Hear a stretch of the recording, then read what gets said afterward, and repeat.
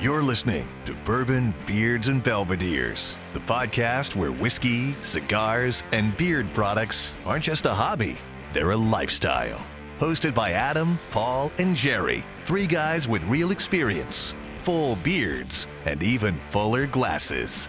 Each episode serves up thoughtful tastings, laid-back cigar talk, and honest takes on beard gear and beyond. From top-shelf pours to everyday essentials, this is the place where conversations flow as smooth as the whiskey. So, pour a glass, light one up, and enjoy the ride. This is Bourbon, Beards, and Belvederes.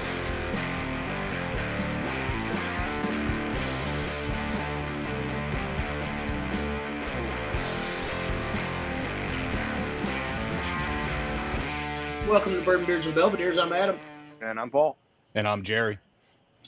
And today we don't have specific reviews. We might talk a little bit about what we're drinking and what we're smoking.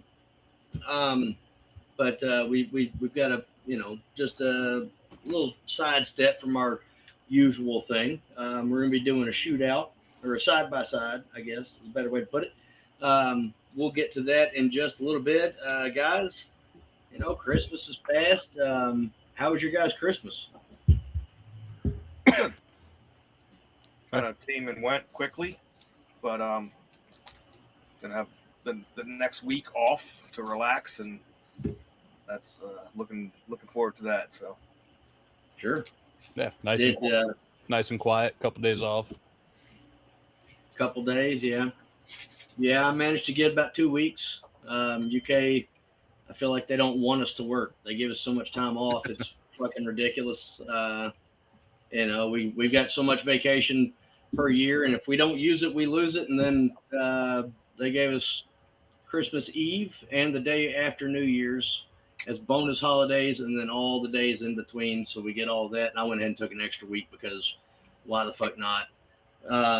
Did the young one get everything she was hoping for, Paul? Oh yeah, I think everything and more. We had Christmas at the house, then we went to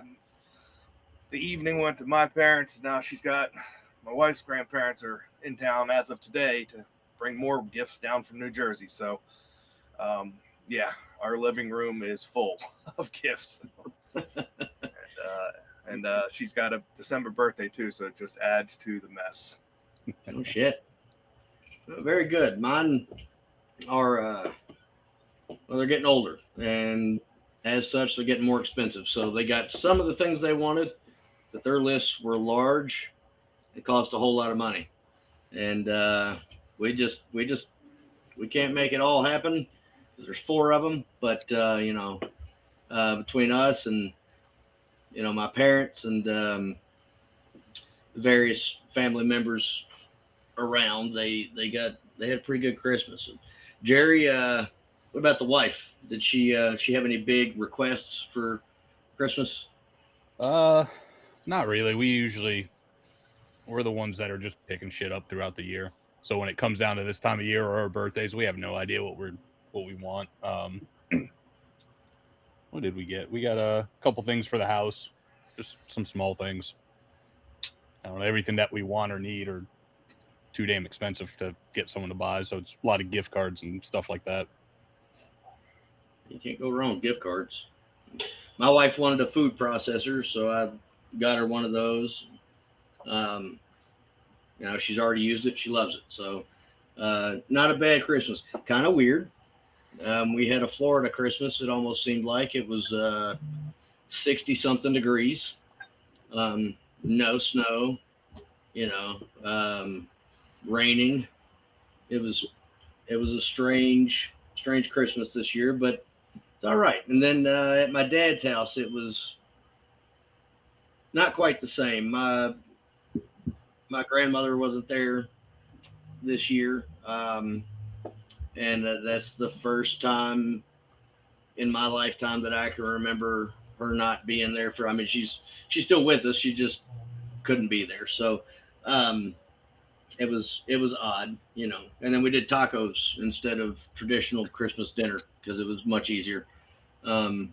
That's that's fun, and it was great, but it makes it kind of feel kind of weird, I guess. But it was good. It was Christmas. All the kids got to hang out with their cousins and had a good time. So, um, as always, we're starting with our palate warmers. So, I'm going left to right. Paul, what are you drinking on? Well, I know we're going to be drinking some rye here soon, so I just grabbed the first bourbon bottle that was in front of me, which is the 250th U.S. Army Green River Bourbon. Which is fantastic, by the way. So, and it's 38 degrees because it's been sitting out here in my shed and tastes delicious. I've got a bottle of that upstairs that is unopened. Luckily, I've been able to track because Jerry sent me a sample of it. Jerry, what are you drinking? I went the other route. Since we're drinking rye, I went with rye, so I went with the Old Forester 100 rye. Good stuff. I saw that when I was shifting through my cabinet, and I just about grabbed it. I didn't. Instead, I went with one that I've not gotten out in quite some time. This is 93 proof, unfiltered, crafted in Memphis. This is the Riverset Rye from BR Distilling Company. This shit's fantastic, and I always forget about it because I hide it from myself. Not because I can't get it, because I can. I just hide it. So, distilled in Tennessee and bottled by BR Distilling Company in Memphis, Tennessee. I don't know who distills that. I've got ideas, but and I'm sure I can find out. Who was it? It was I think it was Tennessee. I think it was Tennessee Distilling Company. You might be right about that. I don't know if Riverset's still a active brand or if they're slowly starting to get rid of it, but they have released, I think it was, this year or 2025, I think they released the green, or Blue Note, not green, Blue Note Rye instead of the Riverset Rye, which is distilled in Kentucky, which is most likely Green River, I think, because their bourbon's Green River. Well, the Blue Note. Yeah, this definitely has a brandy quality to it, and I love it. It's really good. Paul, have you ever had this? I don't think I've had the Riverset Rye. I know I've had the Blue Note and the newer stuff. The single barrels of the Riverset used to be fantastic. Yeah, I don't think we have distribution on any of that stuff up in Maryland yet. But I remember having the Blue Note at one of the festivals I went to. Well, I'm gonna have to get you some of this because it's really fucking good. And if Jerry's right, then I'm gonna have to take it extra easy on that. I've had that bottle for a long fucking time. I don't even know when I bought this bottle. According to Google, it's still around, but I've had this bottle for at least 4 years. I feel like I bought it right after I moved into this house, and that was seal box $29.99. Yep. So, yeah, it's good stuff. So, in case folks hadn't figured it out, we're going with a rye theme. Paul mentioned it. Jerry mentioned it. I'm drinking some rye here. So, who wants to start, guys? I can start. I got the bottle in front of me. I sent out one store pick, and Jerry did the same, or Jerry's, I think, was a club pick. But this is the Rittenhouse Rye, private single barrel for the Library. It's, I think, collaboration, if I recall, between 2 liquor stores in my area. Angel Share and Pasadena Wine and Spirits, I believe, are the 2 that collaborated on this. There might have been a third, but it does not say on the bottle. but I know it was at least those two that collaborated on it. With the picks, they still keep it at 100 proof with Rittenhouse, so you're not getting any higher proof or anything like that. I want to say it was like $39. I mean, it was well worth the money. These are, I think, between $25 and $30 just for the regular bottled and bond off the shelf, at least by me. So getting a pick for a few dollars more is well worth it. Mashbill for Rittenhouse is 51, 37, 12. Heaven Hill, obviously, if you didn't know. And just a fantastic rye, just overall. Just the regular bottled and bond rye is fantastic, and some of these picks have been incredible. So looking to go side by side with the one that Jerry sent out and see, hopefully they're wildly different. On the nose, they smell different. Does yours have what rickhouse and floor goes on? Yeah, so it's rickhouse. I'm gonna say that's 1G, floor 5. I don't know if you guys can see that.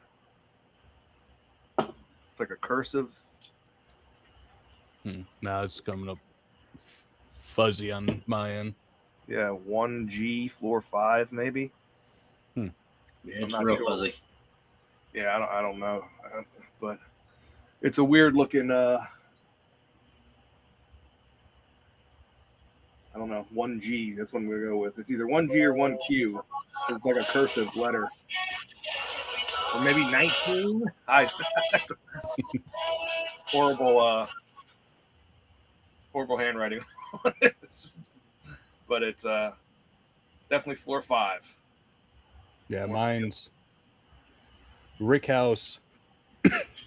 I thought it was K, but if Paul's getting numbers and letters on his, I could be wrong. But I think it's K7 for mine. Barreled February 19th of 2018. Mine was barreled February 11th of 2020. Yeah, so this one's definitely a little bit older.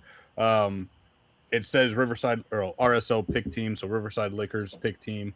I feel like some of our club members were part of that pick, but it was so long ago I don't remember. But on the nose, to me, there's definitely some differences. Oh yeah. Yeah, me too.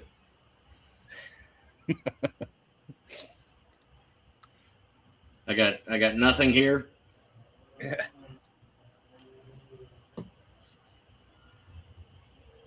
I you know what? There's a good chance that I drank it, and just fucking forgot. But I can't find the other sample to save my life.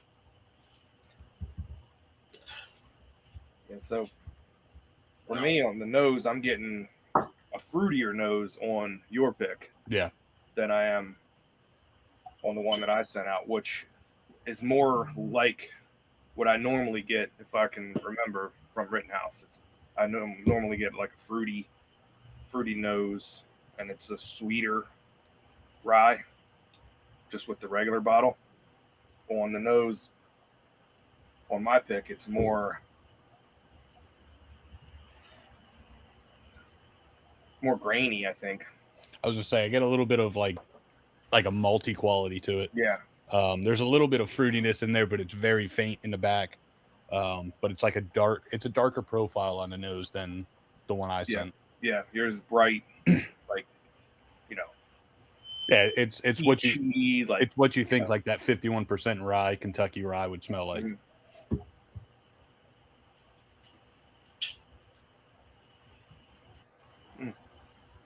So I took a sip of the one I sent. That fruit's there. Yeah, it is. Getting it on the palate big time. I'm almost getting like a lemon on the finish, which is like one of my favorite things to get from rye, is that lemon note. I forgot how good that was. That's a good one. There's like that peachy stone fruit up front. Mm-hmm. And then the finish definitely has like a brighter type fruit. Lemon could work there. Some kind of bright citrus on the back end. And it finishes with that citrus good time. Yeah.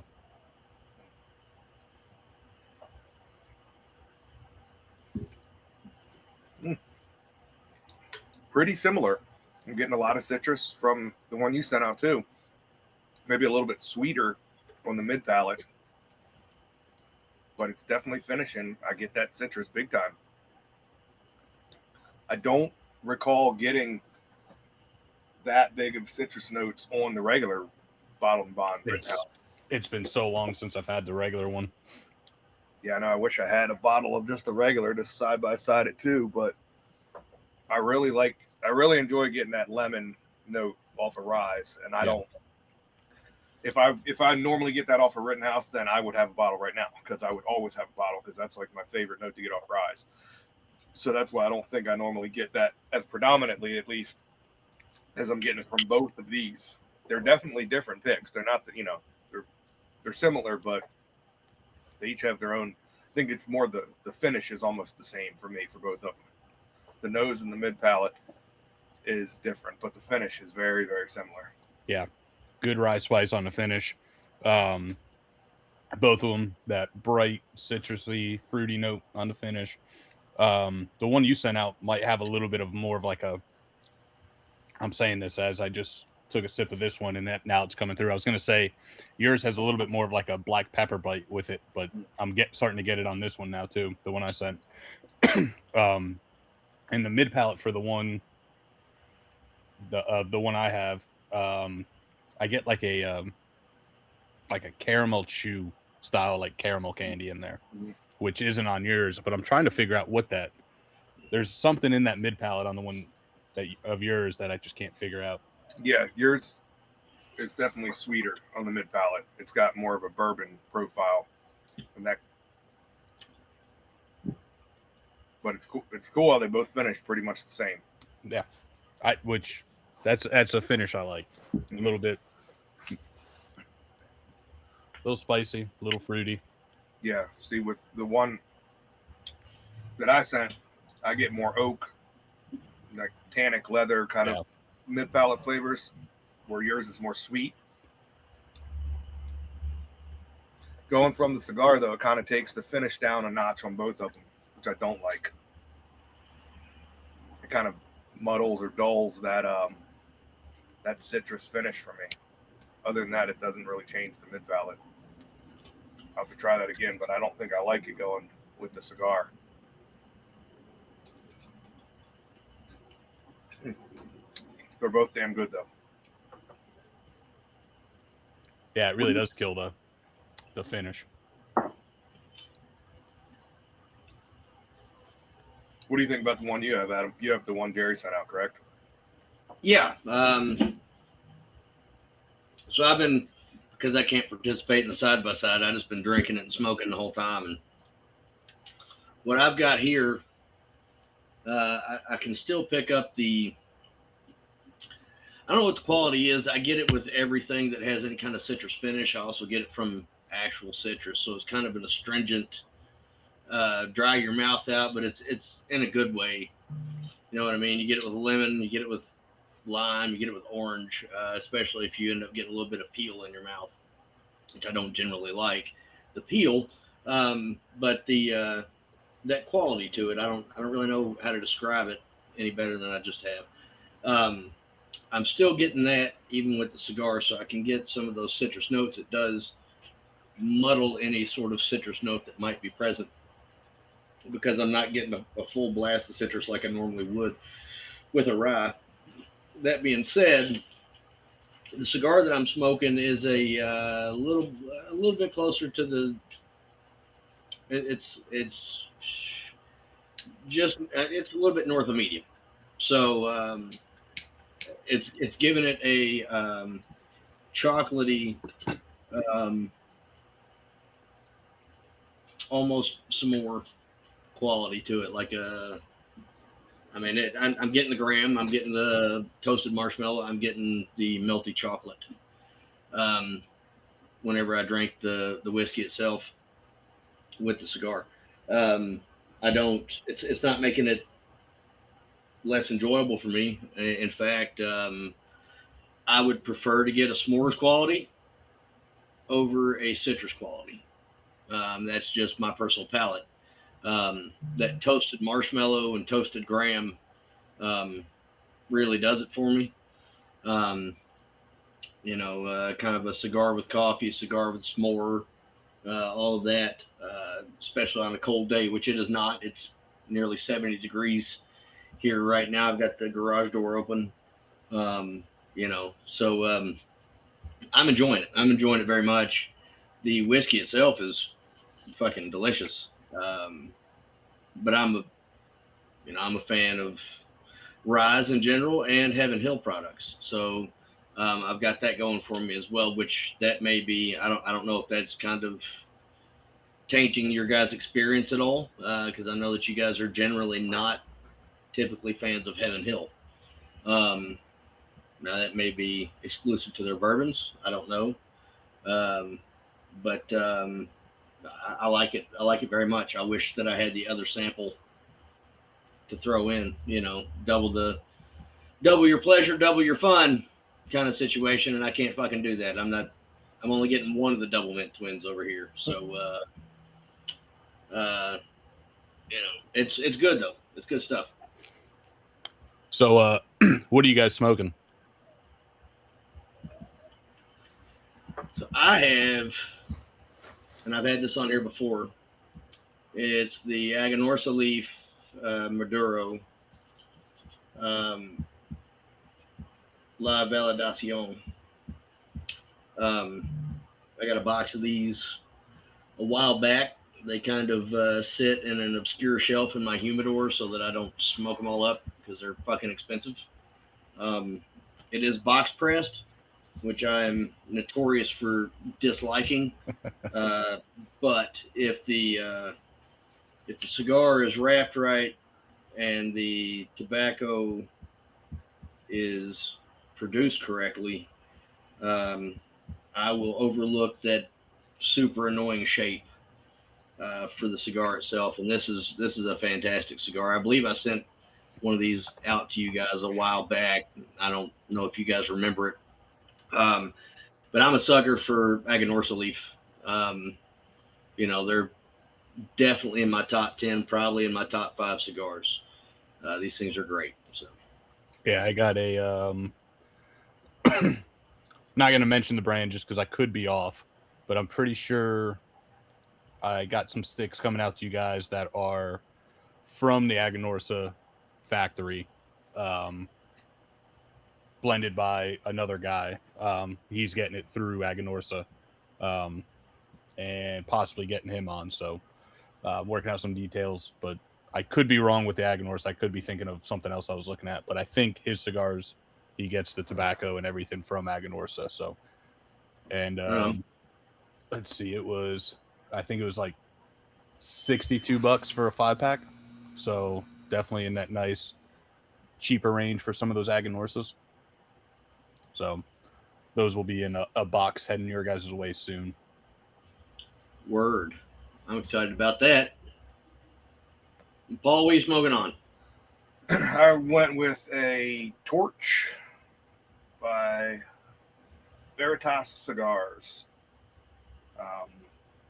Mexican San Andreas wrapper, Nicaragua, and everything else. I think this is the first time I smoked this one. I think I sent you guys some. I think I got a 5-pack, and I sent you guys some, or one of these. It's pretty good. I'm just getting into it, but I'm enjoying it so far. Just not with these whiskeys. Yeah. No. I'm in the same boat. I got a Americo Don Leo Reserva Especial. It's from the Dominican Republic. It's actually trying to pull it up just to verify, but I'm pretty sure this is from the father of David Ortiz, the former baseball player from the Boston Red Sox. I just had it up. It disappeared. But it's a Mexican San Andreas wrapper. And then I believe it's Nicaragua or Dominican filler and binder. I sent these guys some pictures. It's not the prettiest looking cigar, but Adam, what you were saying, it's holding up with the line. So it is. I'm surprised. That fucker was ugly. Yeah. Um, Definitely some veins and all that stuff that you don't usually see, but it's holding on, and it could be one of the easiest draw cigars, and it's not one of those that's too easy to draw, but it's right on that border. But it's been smoking really well. But same boat. It's I think it's overpowering these whiskeys. By itself, the cigar is great. By themselves, the whiskeys are great. But put them together, it's definitely not a pairing I'll ever do again. Yeah. Fair enough. Well, guys, I know we didn't settle on a on a particular pour for this pours on me, but I did go ahead and bring a specific bottle for myself. Do you guys have something there for this pours on me?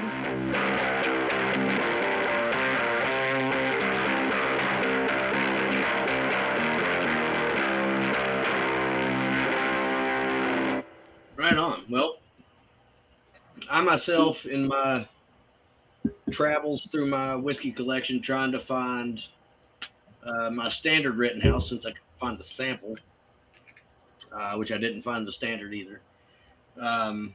Came across a bottle that I haven't seen since before COVID. It sits in the very back of one of my cabinets, and I rarely get into this cabinet anymore. I've gotten to where if it's in my cabinet, it stays in my cabinet because the bottles that I drink more often are out. And that's not necessarily intentional. That's just the way that it is. I don't have a whiskey in this house that I don't like, except for there's a bottle of the Duke upstairs. I didn't buy that. Someone else bought it for my wife, and bless them. You know, that's not a terrible whiskey as far as celebrity whiskeys go. This particular bottle of the Duke isn't terrible. The original bottles were fucking disgusting. But I'm not partial to that bottle. Anyway, this bottle I've had in my cabinet for well, I've had in my collection, I'd say, for 7 years now. And it doesn't have an age on it. And I don't know the proportions.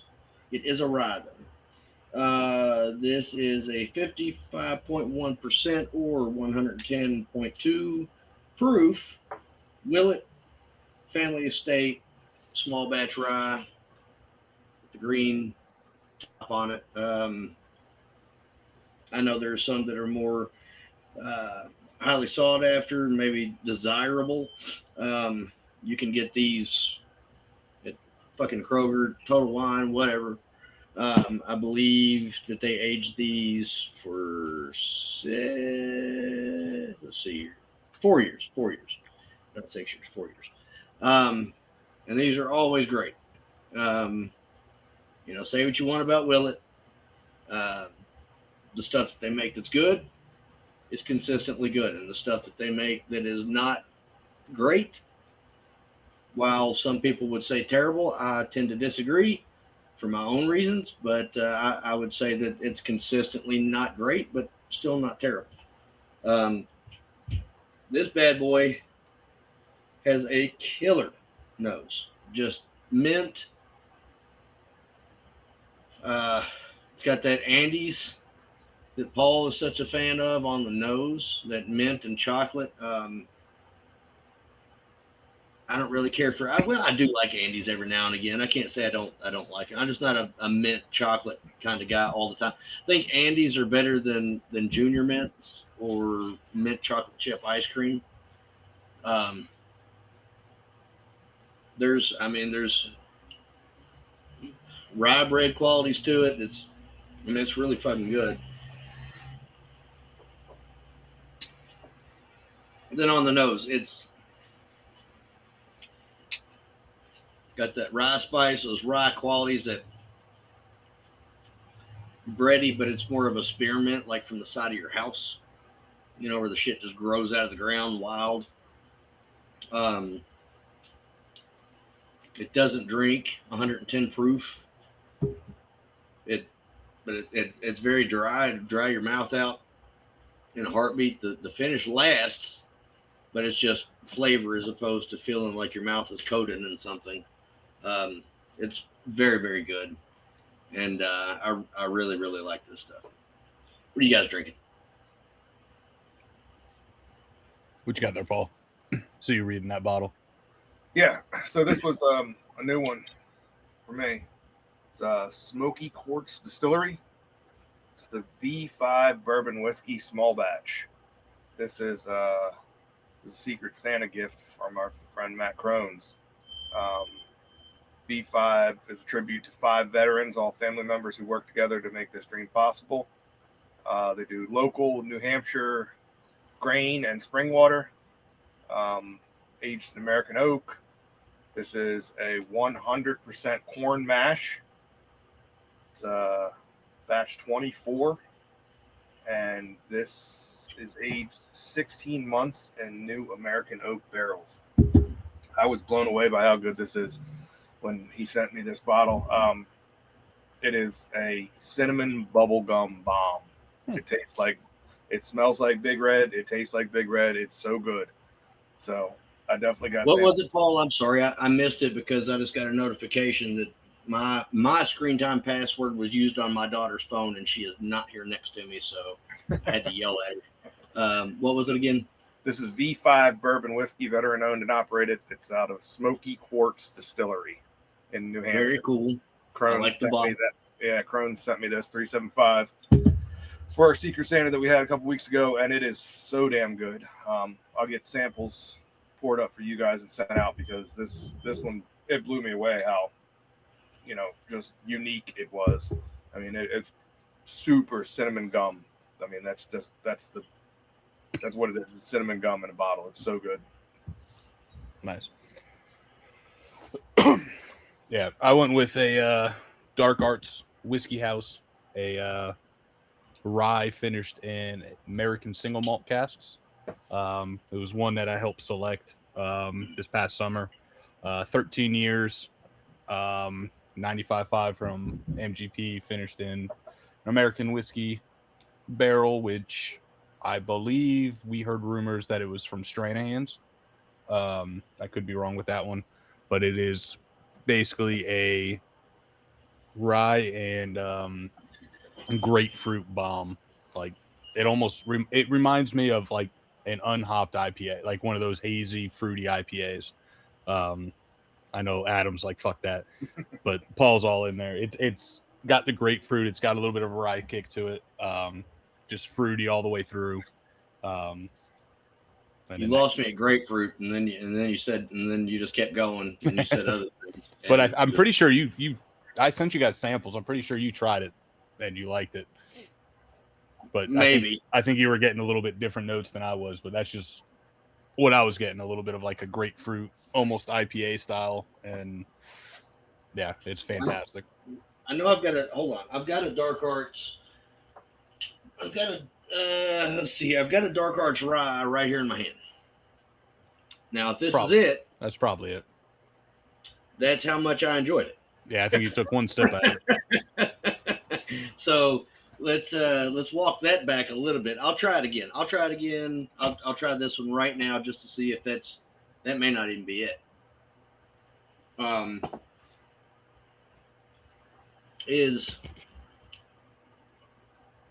Well, shit, you can't. Is that your handwriting on there, Jerry? I can't see. It's just blurred to me, but probably. I think that's the only that and the bourbon I sent out. I think we're the only Dark Arts picks or Dark Arts bottles that we sent out. It used to be easier when we sent samples because when we started doing this show, Paul would print teeny tiny labels, right? And so any bottles that came in that didn't have those labels, I knew were Jerry. Now where we all write it on there and our handwriting is fairly similar between all of us, I'm not sure that I haven't sent myself some samples by the time they come in. So let's here we go. Let's find out. Okay, well, all right. The nose is faint. It is. I might be picking up on some of those single malt notes, and it should be stated. I don't hate all single malts. I'm not a fan so much, but I don't hate them all. There's some that are pretty good. They've got like a almost a lemonade type quality to them that I really appreciate. But not all of them. So let's see.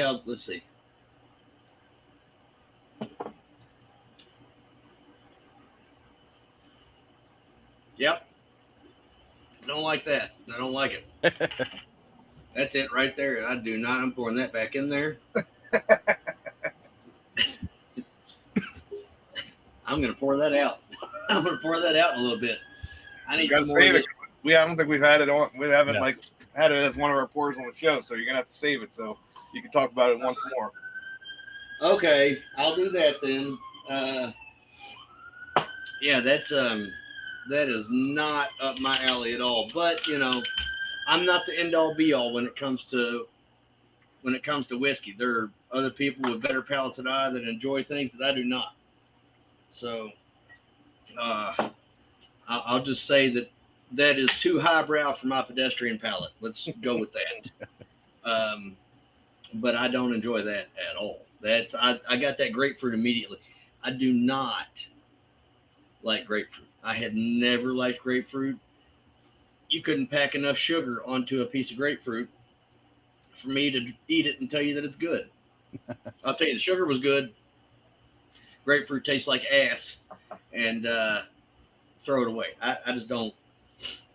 And I try. Grapefruit's a very southern thing to enjoy. I mean, almost everybody I know likes grapefruit. My grandmother, she would fucking like an apple, just dump sugar on it and eat it. Fuck no. There's something about it I just can't. And I like bitter, and I like sour, and I like weird shit. I mean, Jerry knows. He went to a distillery with me and saw me drink whiskey that had been aged in pickle brine barrels and fucking love it. Love it enough to buy a bottle. Oh, Paul has a sample of it if he didn't drink it already. I tried it. It's fantastic. It is. Yep. It's absolutely fantastic. Yeah. But I just can't do grapefruit. I just can't. So we'll have to have that pickle whiskey on here because holy shit. And I should be able to get their distiller on. If they've still got the same distiller, I should be able to get them on. I've got a buddy that's friends with them. They work out together. They've moved their operations. Paul, I wish you could have made it to Lexington to see their original distillery. It was in the hood. You've heard us tell stories about it. There were homeless people right down the street. There were needles in the alley. There was somebody trying to steal the drainage pipe. The culvert. And there were ambulances and fire trucks called to the apartment complex while we were standing outside. No. Still don't know what that was all about. But it was in the hood of Lexington. If there's a hood of Lexington, that's it. It's there. We know where it is. And there was a brewery and a distillery within walking distance, literally right around the corner from each other. And their distillery was awesome. Yeah, it's literally it was exactly what I would picture if the three of us started our own distillery. That's exactly what I would picture it looking like. Just rudimentary. Nothing real fancy about it, just whatever they could afford to cobble together and then make some awesome whiskey. It was awesome. I loved it. Yeah, their barrel room, I don't even want to call it a barrel house. A barrel room was like a 20 by 20 room. Their still house room was a little bigger, not too much. It was about 40 by 40. It was about double the size. And then they had their little maybe 40 by 60. tasting / gift shop. Retail. Yeah. Yeah, gift shop. Nice little small, intimate distillery, which was really cool. Like you just got to see everything. They can't. There's no hiding anything in that place. It's a cool little place. And they gave us samples of the pickles that would later have bourbon in the brine barrels. They gave us samples of those pickles, and they were also fantastic. I definitely left with a jar of those pickles. Yeah. It was a good time. We had a real good time there. When you, I talked to and we can cut this out. I don't know where we're at in the record. What time you started recording, Jerry? But I talked to Mike, and he's going to talk to he's going to talk to Jay, and see about coming down. Right now, my wife just quit her job at UK to jump both feet into the business, and she doesn't have access to her retirement fund until about the 10th of March, 90 days after her last day. So until then, we're living off of my paycheck, one paycheck. It's going to be real tight. But after that, when she has access, then it'll be two incomes again, basically. And that being the case, I was thinking we could all converge on Louisville or all converge on Lexington or both, and go check out all these places together. It'd be a lot of fun. I'm in. So since you didn't get to do a bourbon trip last year like you planned, and you do one every year, and we had plans, very loosely made plans, the three of us, that did not come to fruition. Next year we need to make it happen for Paul and for all of us. We need to make that happen. But yeah, Bluegrass Distillers is awesome. They've got a new spot now. I was gonna say, where'd they move to? Georgetown. Right. I gotta look it up. They may have moved into that same spot where Mattingly was. Maybe, because it opened up, right? Because they moved to Frankfurt. Yeah, I think they said they were going to keep that spot and move to Frankfurt. I know they moved basically right across the street from Buffalo Trace. When I was there, you could see the signs. Yeah, that's an experience in and of itself, and what we need to do next time, I think, is just take the whole fucking day. Just take the whole day where we're not rushing, because at that time we had an hour and a half, right, to taste, and we had an hour and a half before they closed, and we were trying to taste everything that they had. They say they only give you, so they say, 2 hours in that experience. But I'd imagine as long as you're not dickheads, they would let you continue. I would imagine you're right. They're in Midway, so that's close to Georgetown.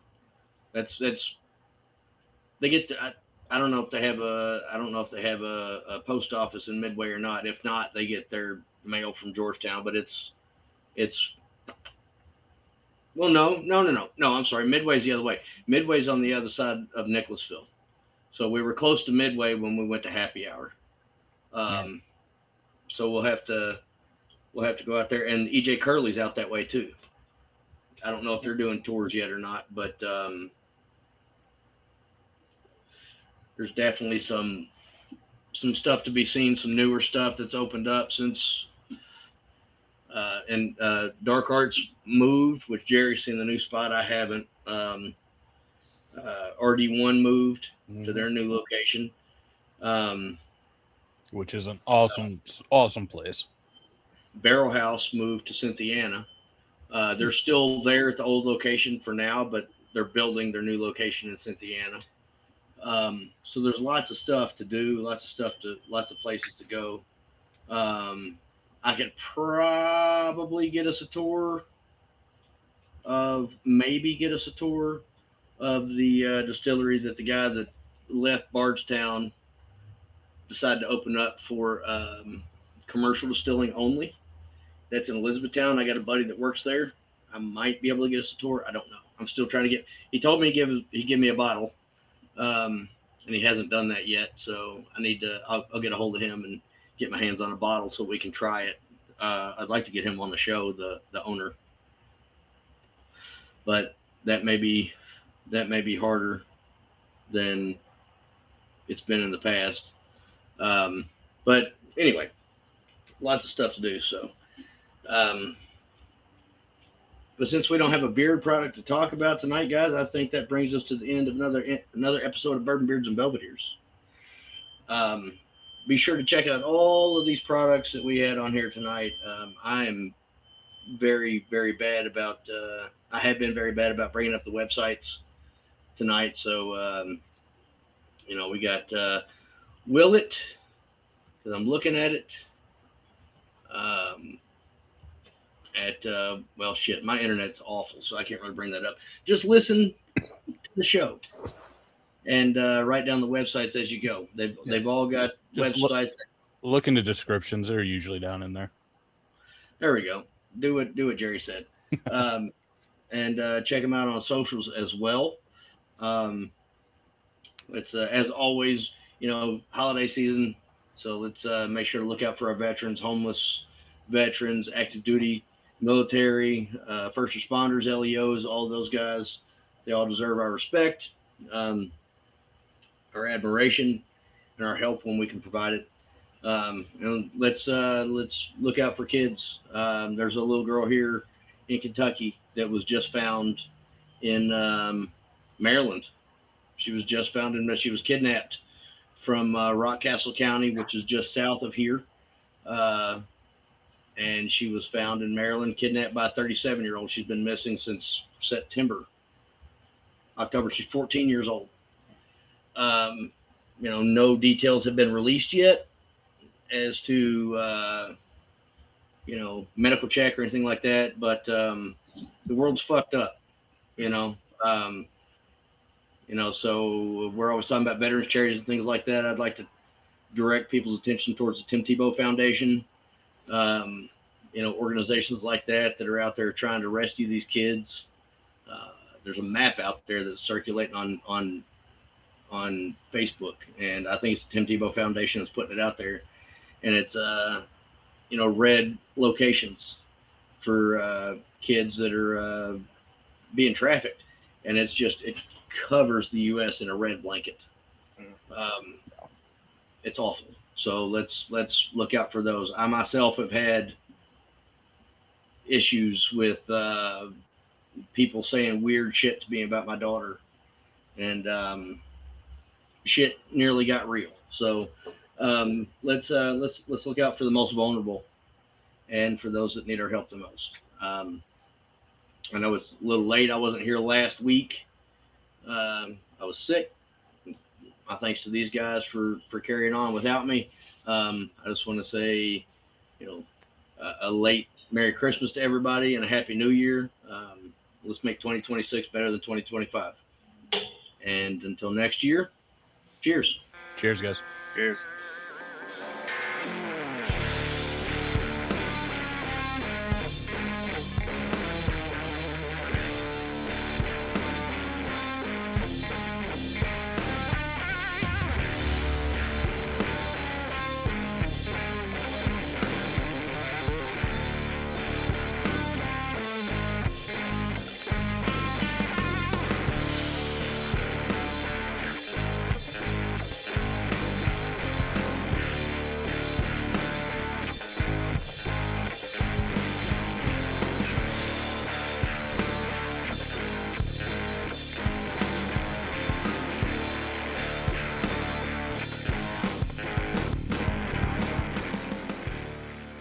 Bourbon, Beards, and Belvederes is produced by Adam Bolden, Paul Rousseau, and Jerry Ullman.